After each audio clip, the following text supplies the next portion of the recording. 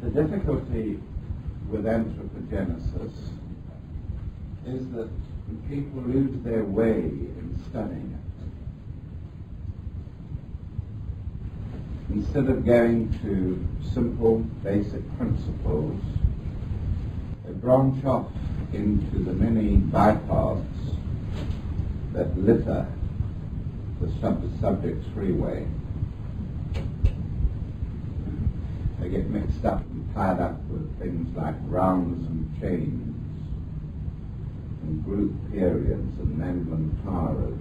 They lose their way along these very analytical bypaths.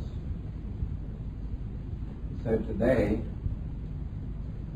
unhurriedly, I want to take you back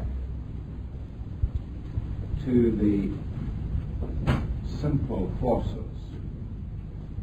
that have fashioned the solar system.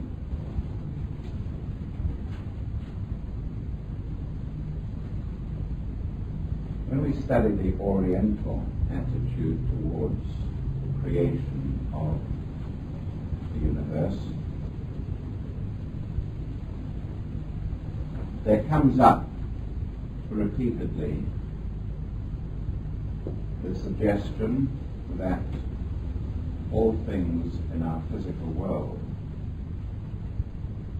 are but the reflection, the thought form of a great being, that the highest one that we can conceive is seated in meditation, shall we say, and that the universe as we know it is the visualized object for his meditation. Now we have spent much time, I have repeated the subject often enough, on the matter of meditation, how we visualize objects for meditation,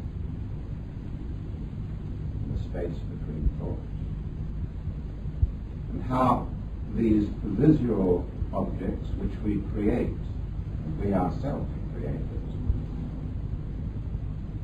these visual objects are living things. They are reflected from us, and we pass them out into the subtle globes that interpenetrate the earth. And they find appropriate fertile ground to seed themselves in. Done all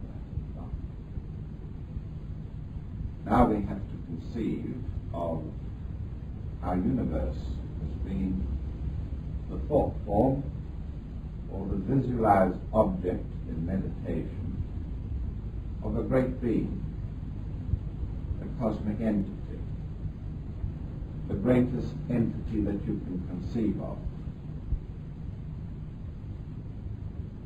And if you can embrace that concept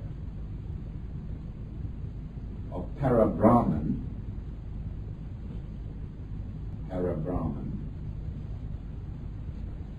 then you will understand all the attendant features of it, which constantly crop up in esoteric study, like Maya,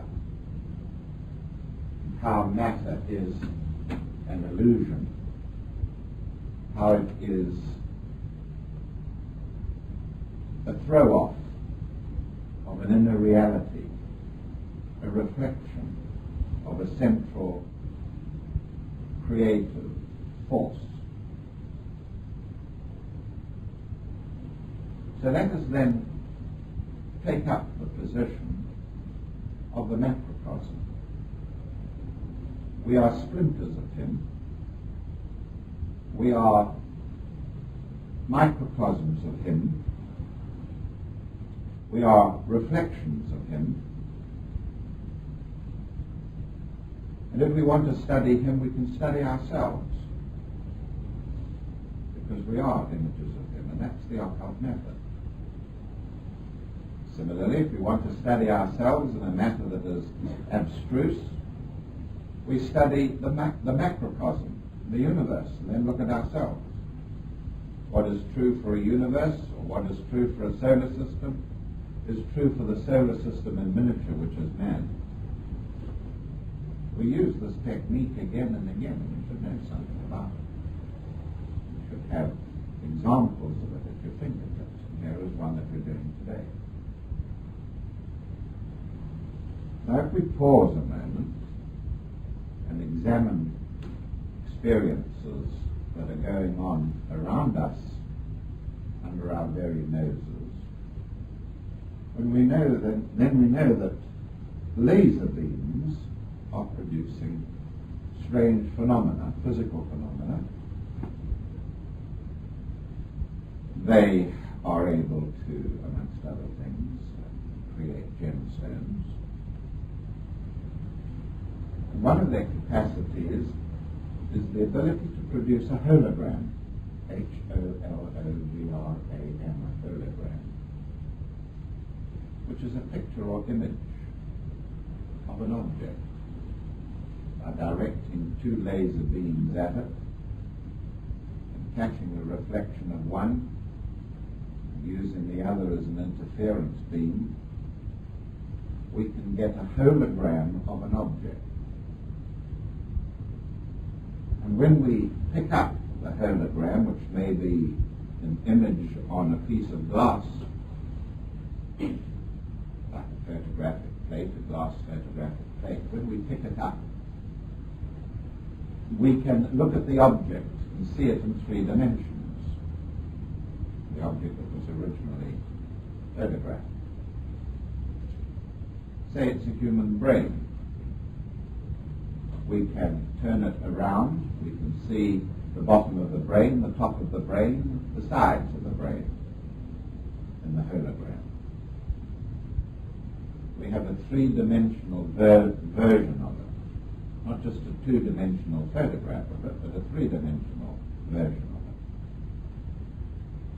And the strange thing is that when you shatter the hologram, splinter it, you pick up a tiny little fragment of it. It has the brain there again, completely.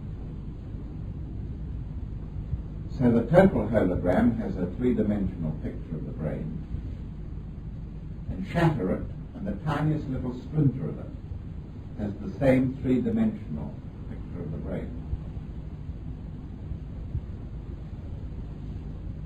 If you can use that as an analogy for ourselves in relation to the divine, then you have gained some ground in the study. For we are splinters of the divine. And everything we do, everything we think, every action we undertake is a reflection of the one in whom we live and move and have our being. As above, so below. As in the macrocosm, so in the microcosm. As in the flame, so in the spark. You'll find it coming up again and again and again. So we're always steered by very effective techniques of study, which are supplemented by, should be supplemented by, brooding, pondering, meditating, contemplating.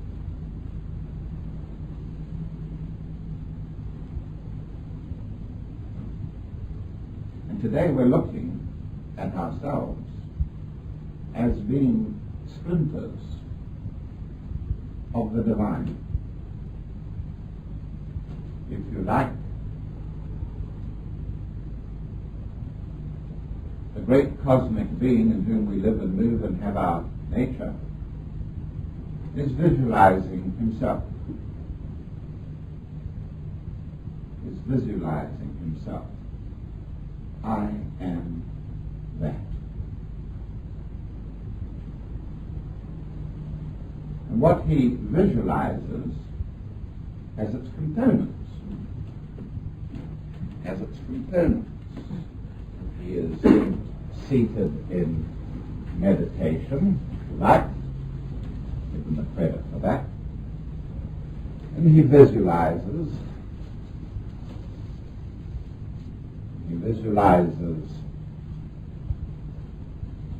himself, and this has component parts, like the hologram we were talking about earlier. And each one of these splinters is you or me. We are a reflection of him. And so we say that the whole of the manifest world,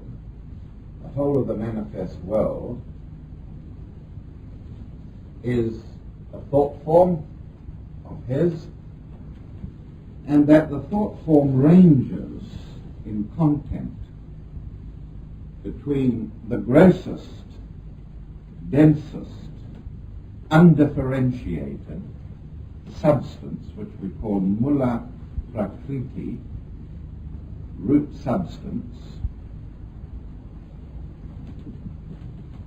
Here it's at its densest, right up to its most spiritual, and that we call Purusha. Now we could make words of our own if we wish. I use them whenever I can. But the purpose of my using deliberately the Hindu terms is to give you an entree into the Hindu scriptures, into the Hindu philosophy, so that you can pick up the Upanishads and read them, so that you can go through the Yoga Sutras of Patanjali, which is a sort of manual of ethics and codes of discipline on a pathway you take to the gods. First written down tenes of yoga. These are the kind of words that will spring up every now and again. Whilst it's useful to be able to know what they mean in Western terms in case you're going to give lectures yourself, you would be very foolish unless you were a student of Sanskrit and Hindu philosophy. You'd be very foolish to use endless Hindu terminology. But sooner or later you'll have somebody in your audience that will question you, okay? So, although you may use the word, the Hindu word, you should know what we mean by it in our Western language. So we say then that this thought form has degrees of density, which is our universe, or concretion.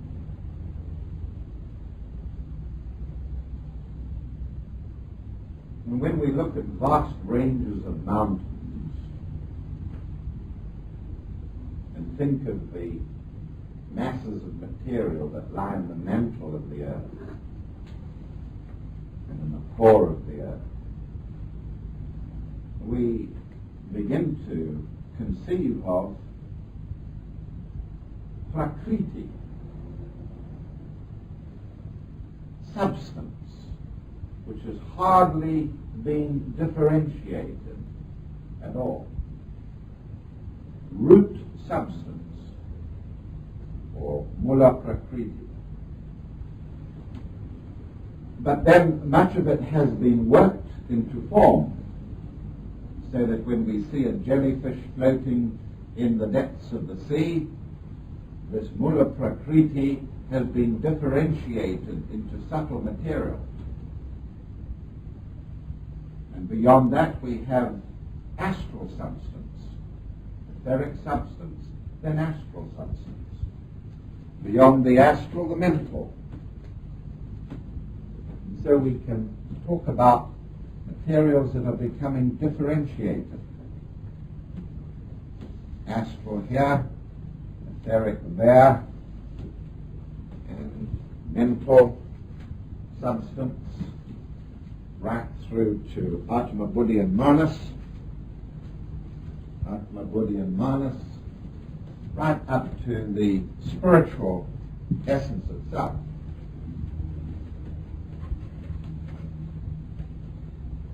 And whatever object exists about us here, maybe a plant,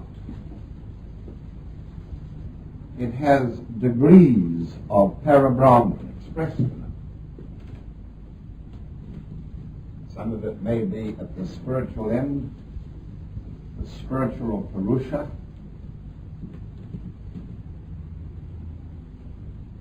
There are many objects that have very little of it.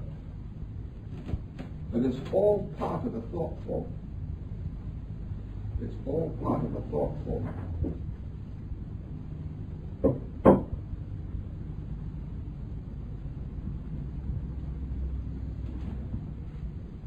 The visualized thought of the Supreme Being reflects itself into material substance, from Mula Prakriti, root matter, up to the subtlest material that comprises the body of the Master of Wisdom.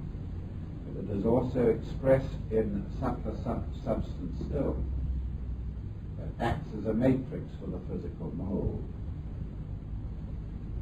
And so constantly streaming from him, from here, constantly streaming outwards and being maintained in a thought form is this Hyperborean. Therefore we talk of him as being a creator, a maintainer, and a destroyer. He is a creator, a maintainer of form, and a destroyer.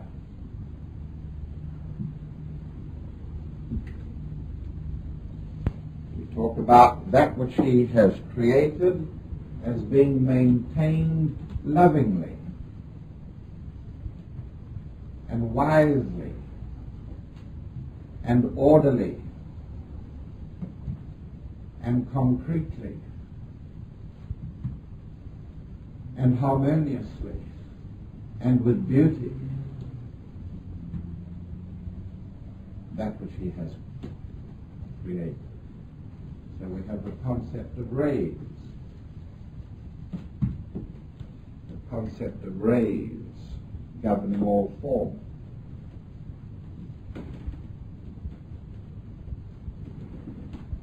Yes.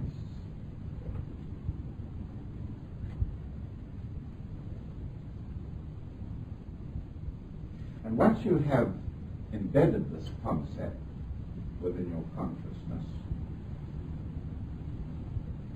it immediately undermines the concepts that you've grown up with, that this is solid and endurable.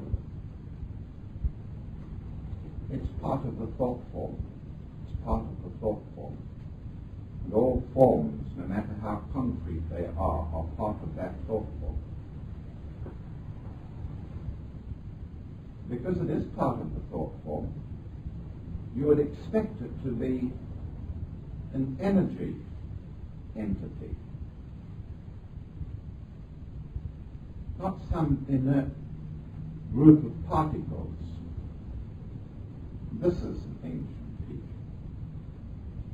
Just as you yourselves, helped by the brain and its underlying mental body, can create visual images which you wouldn't dream of regarding as concrete particles, but see them rather as diffusions of energy, outpourings of mental energy. So we see the universe as being energy. And all forms are energic.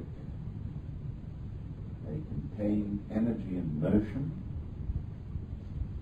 and the movement of the energy with the resulting forces produce the phenomenon of concrete matter or etheric substance or astral form, right the way up to Purusha. It's most important that these very metaphysical matters be grasped in your consciousness. Because in grasping them, you can employ them and will employ them. They will be your terms of reference for looking at anything. But I know you for what you are. You may appear to the eyes of the masses to be solid and tangible and will last forever and so on and so on. You know better. All form is transient. It is energy, motion, creating forces that produce form, and the form acts upon our sensory equipment, and so the illusion is created. The illusion is created through the eyes, which see the form, the ears that hear it, and so on. The illusion is created that this is a solid, tangible world which exists quite apart from the being that is projecting it. You wouldn't expect your thoughts to go on after your death, after the destruction of the thinking mechanism. You wouldn't expect the thoughts to go on. And this world is only maintained so long as his thought is producing it.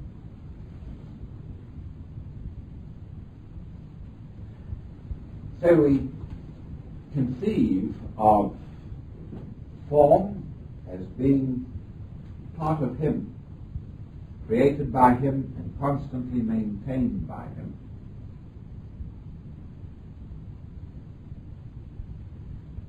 It's not very hard then to understand from the basic tenes that we've had that the form is infused with life. The form is infused with life. If we conceive that in visualizing it, he is breathing. He is breathing life into it. So we talk about the great breath. We talk about the way that the form becomes manifest as he breathes out and as it gradually demanifests itself when he breathes in. So we get the idea of breath, his breath bringing life into form, and we understand that that life can be variable, so that the form can be very active and it can be very, very passive when it is not being breathed into. So we get the concept of cycles of manifestation and demanifestation. Cycles in which form is highly active and interacting with each other. And then the withdrawal of the life force. The form sinks into a trench, a trough of semi-entropy. It becomes sluggish, devitalized, no longer creative. It's become arid, a wilderness. So we talk about pralaya. See how I nurse you into these words. Pralaya. We're suggesting that this outpouring here can be psychic. That it can be psychic. That the cycles can coincide with his breathing. Breathing out, in, and so the form is activated and then becomes inert. Activated and becomes inert. So we conceive then of cycles of manifestation. I was about to put up the word pralaya. Pralaya,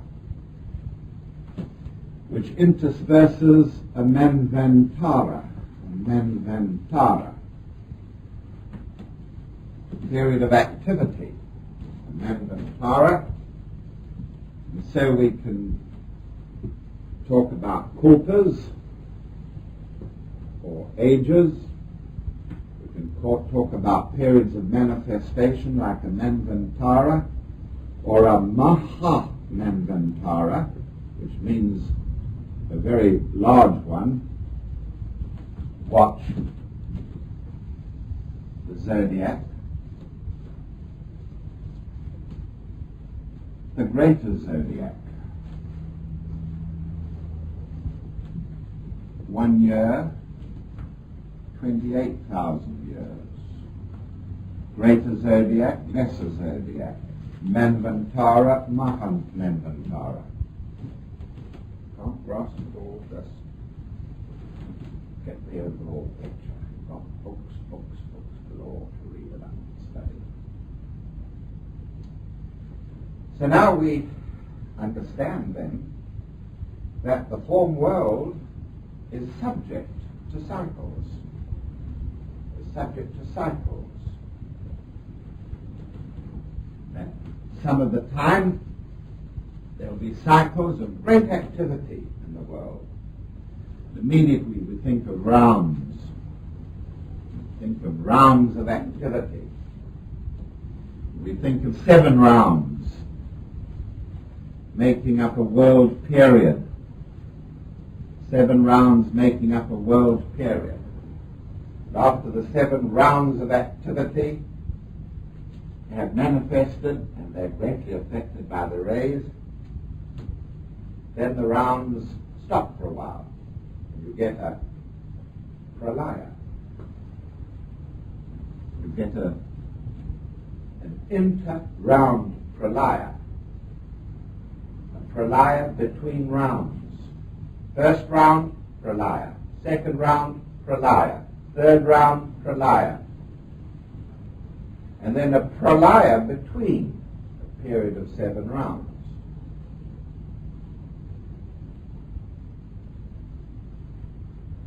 And all the time we're holding visually within us the concept of a great being breathing out on the face of the earth, breathing life into things.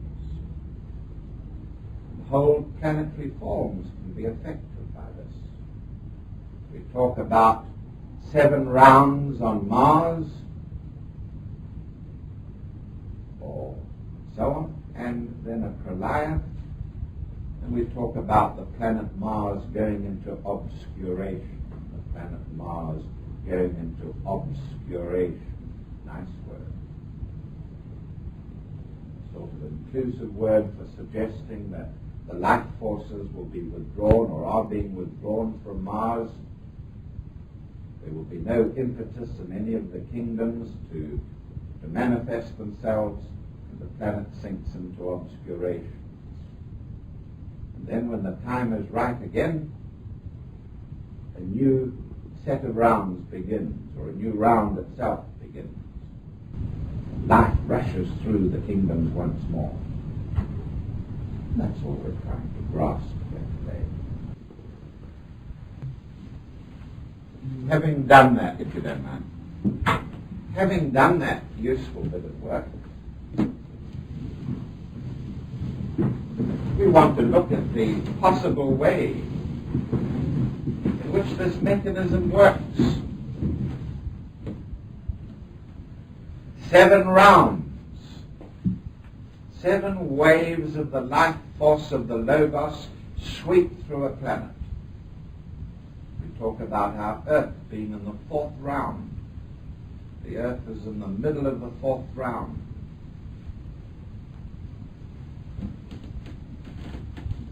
What we're really doing is to take time and space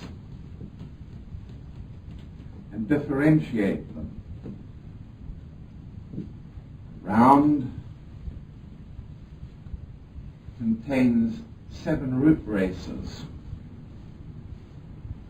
7 root races. Now straight away we've emerged out of the time concept, great periods of time, pralayas lasting 1 billion years and manvantaras. We come out of time and move into space.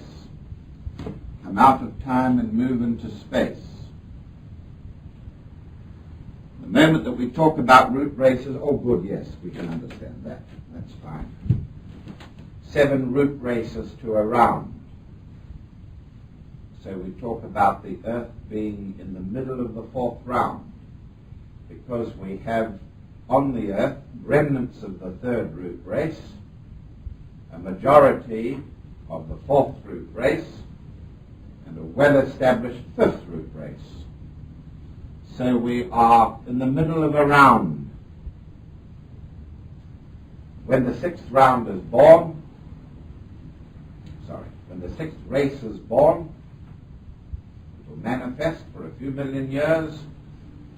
The 3rd would have died out, the 4th would have begun to die out, and then the 7th root race is born. Its qualities eventually dominate the planet, and then the life forces withdraw from the Earth. And there's a period of obscuration of the Earth. Obscuration of the Earth. Life is withdrawn until the next series of rounds, or manvantara. And all sorts of things begin to happen. The Logos directs his attention to our planet. Internal physical features begin to develop. Surface of the planet is erupting.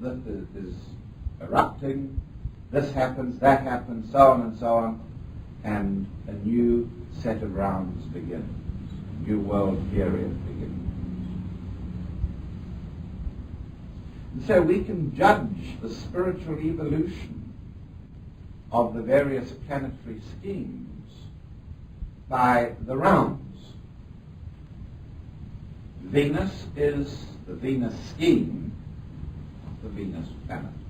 The Venus scheme is ahead of us, vastly ahead of us. It's in its 5th round.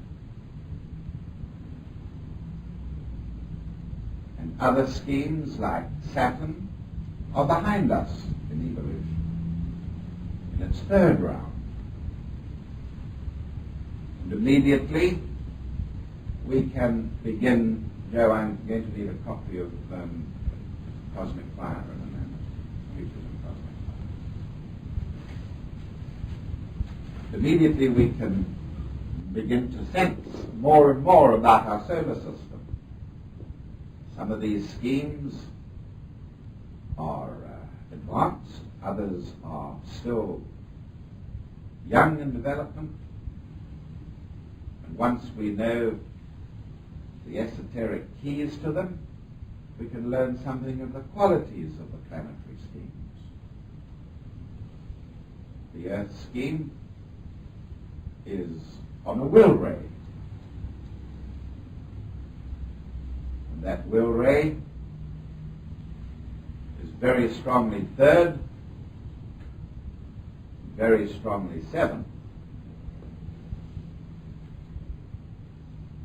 Because humanity is the dominating kingdom on the planet at the moment, the 4th ray is also important. The 4th ray is also important because mankind is on the 4th ray, and mankind is powerful at the moment. Don't worry about your analytical detail right now. Just think in terms of general propositions. That's all we're dealing with today. General propositions. Now it's very hard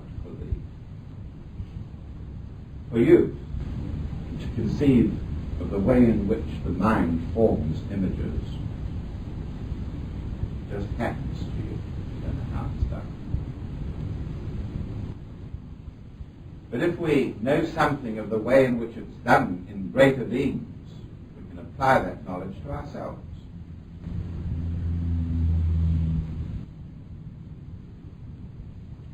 And we can conceive of this great being, the originator of the universe, seated in a creative posture. And because he is creating a thought form, the spiral becomes significant. The spiral becomes significant. The horn of the unicorn, the median spike horn, with its twist in it, its spiral, is an important symbol.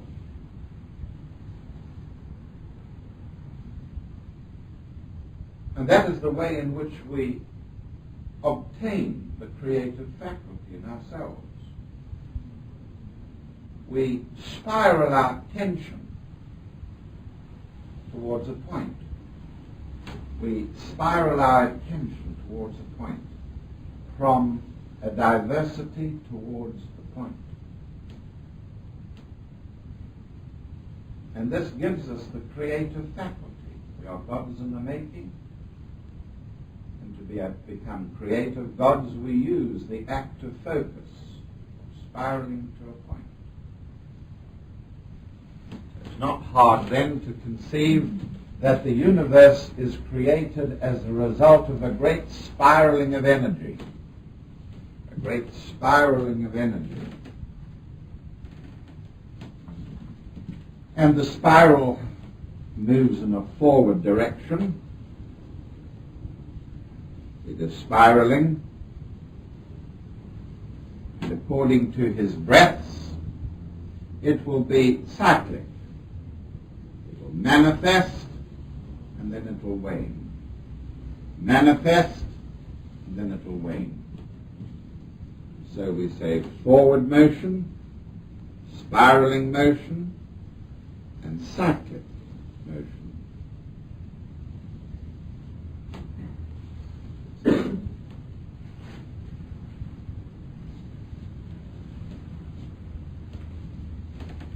All the time we are equipping ourselves with a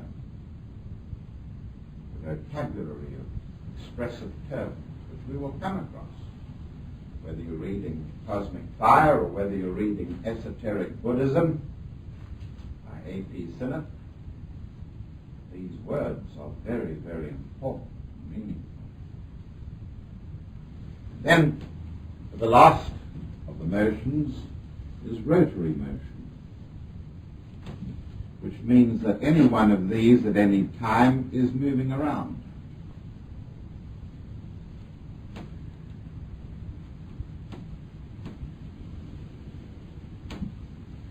We can say this is third ray. We can say these two are second ray.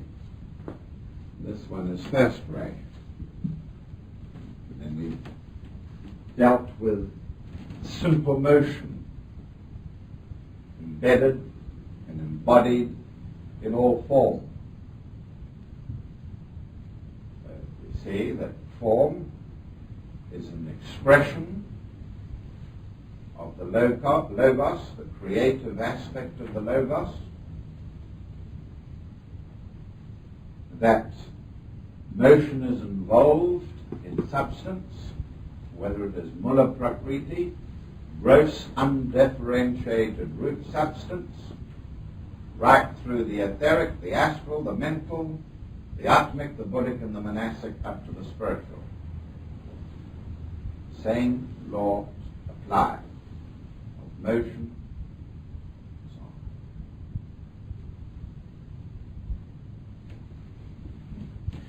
on. So when we come to look at the building of form, we find that what happens is the first effect is a spiraling of energies in a forward direction,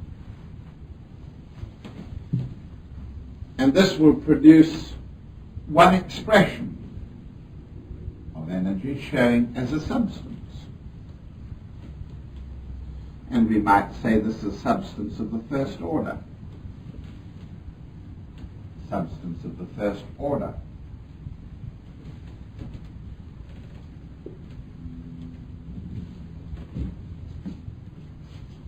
But if the Logos produces an intense or a more intense outpouring, the next phenomenon occurs.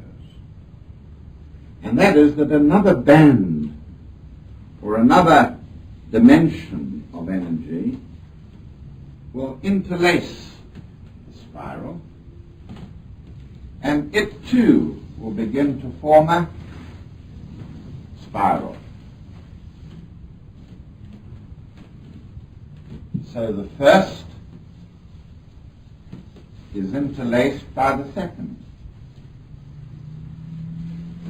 We call this the second order.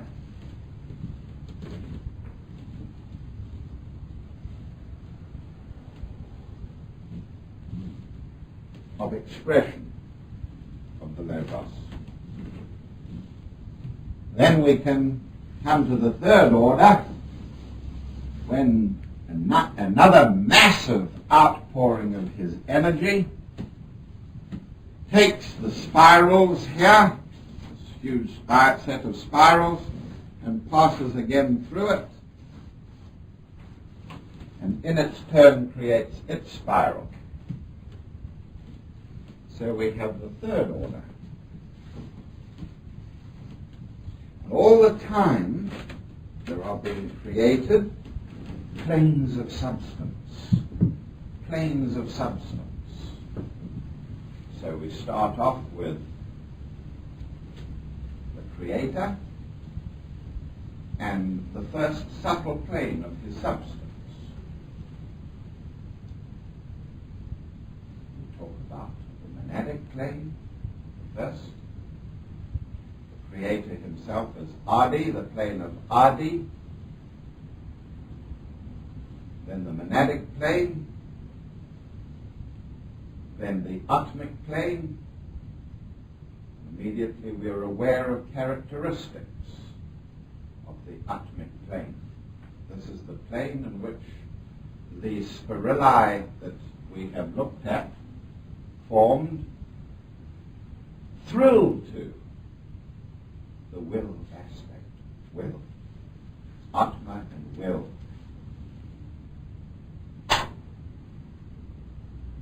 Then the next one is buddhi, which uses the will and modifies it, tempers it with compassion and love, higher love. Then the next plane takes both of these qualities of Atma, or divine persistent will, and the qualities of love, compassion, and blends them into the creative force of Manas. And Manas is embraceable by us. We can conceive of it. It's abstract thought. Thought that is abstract. Not concrete, but abstract thought. That abstract thought takes up in our consciousness such shapes as symbols and images and dreams.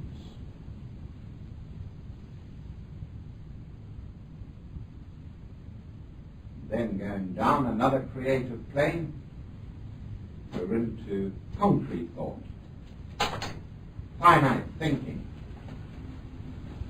The cat sat on the wall.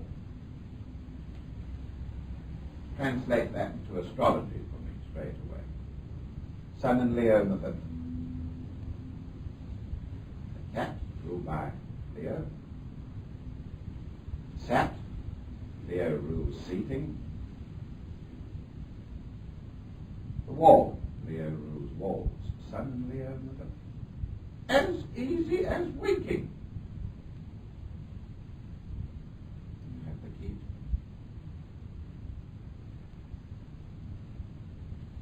So when we look at the ultimate atom, which is the basis of all form,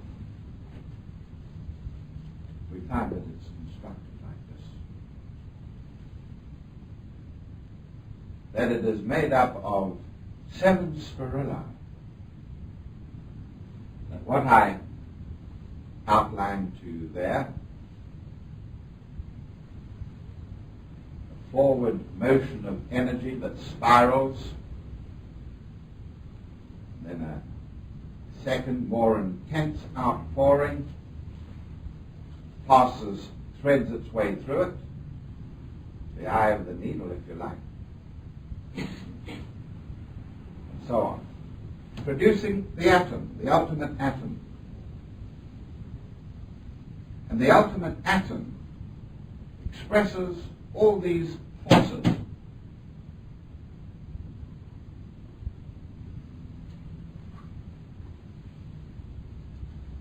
So the atom is a miniature of the universe. The ultimate atom is a miniature of the universe. 5th house, Leo, the sun, rules miniatures.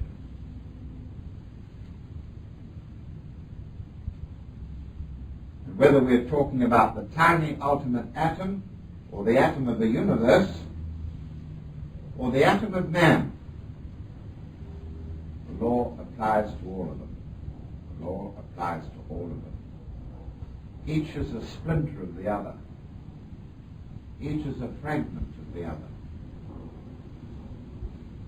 Tiniest atom struggles to represent you. And you struggle to represent the divine, for you are an atom in the divine. As above, so below. If you can see right from the beginning that matter is made up of, the material world is made up of that. Energy spiraling cyclically in a forward direction, so on. Then the world to you fits into the correct position as a reflection of the divine. Some things carry more of his breath than others. The human being himself is breathed into. In the atom itself, you saw the cover of the last magazine, saw the ultimate atom depicted. You saw that there were forces maintaining it, entering into it, a vortex of them, passing into them.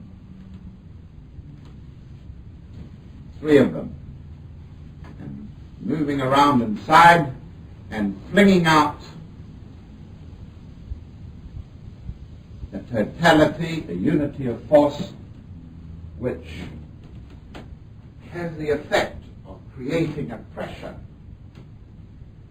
against the medium in which the atom exists. That medium we call koilon, or koilon. There's the koilon.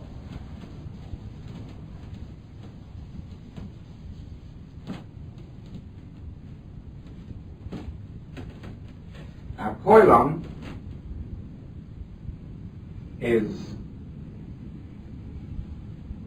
outside of the divine consciousness. It's where the divine is not. It is undifferentiated. It is not even matter.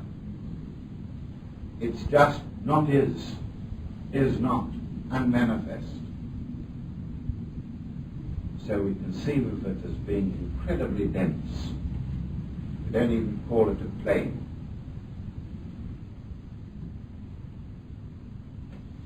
So we have the idea then of a region of koilon into which the Logos projects his thought form of the universe. There's the thought form of the universe inside the koilon. Just as we project any of our visual objects into the space between thoughts, the brain neutral area, that is, not you.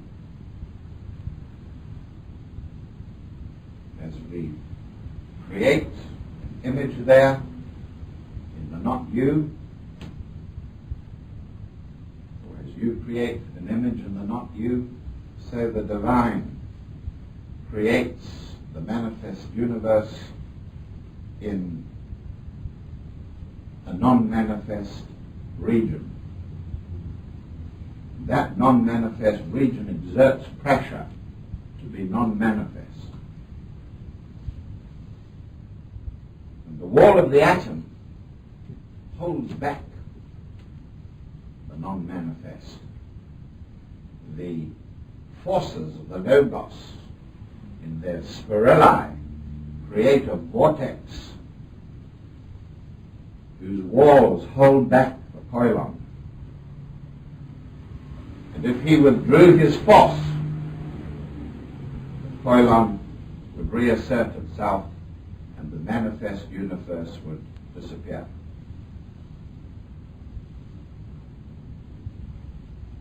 Or the thought form would disappear. Just like you create thoughts and their higher counterpart, which are living, those images and symbols that we've talked about. So does he. When you no longer energize them, they dissipate.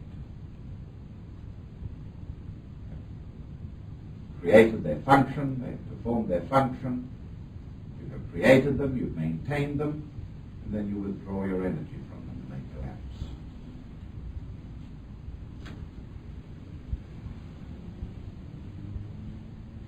So, we have gone to the extent of examining basic principles in this field. Before very long,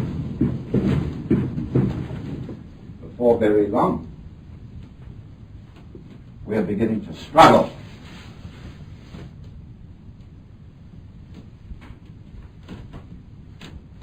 So we have examples like this. I gave you last week a table. It's ruled by Capricorn. Table. We can conceive of the lump of metal that the legs was fashioned out of, and the tree trunk that the wood was made out of. And when we're away from home, we can still conceive of the table there.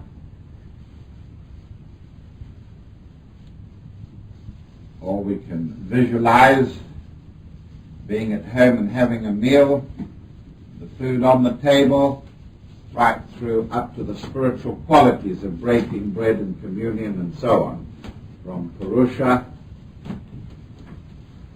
right down to Mula Prakriti.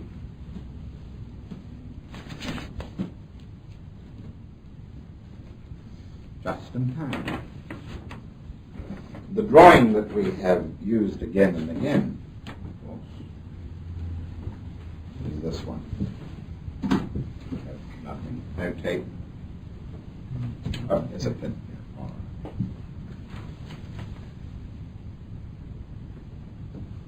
The ultimate atom.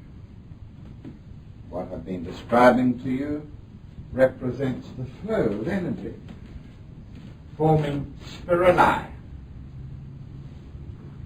if we're talking about a planetary scheme, we're talking about 7 spirali, or 7 rounds,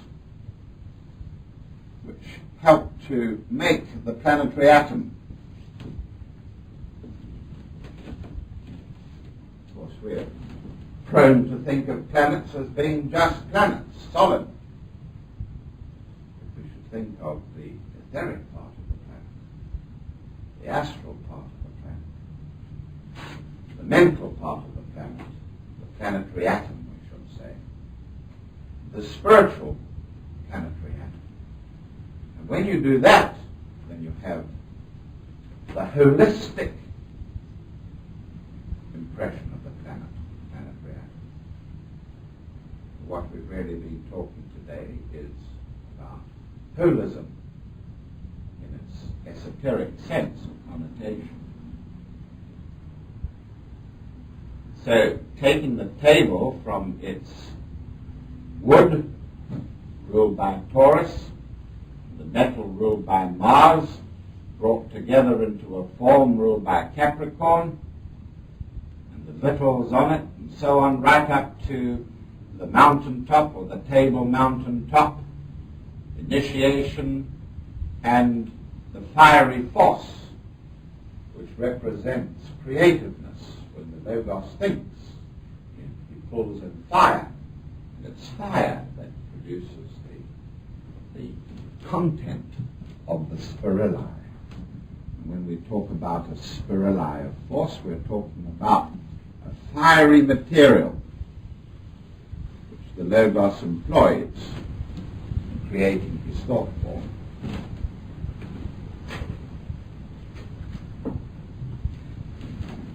So, in a single period, we have been able to examine the basis of manifestation. Now, if you look at the drawing of the ultimate atom there, you see 3 fires pouring into its vortex of the North Pole.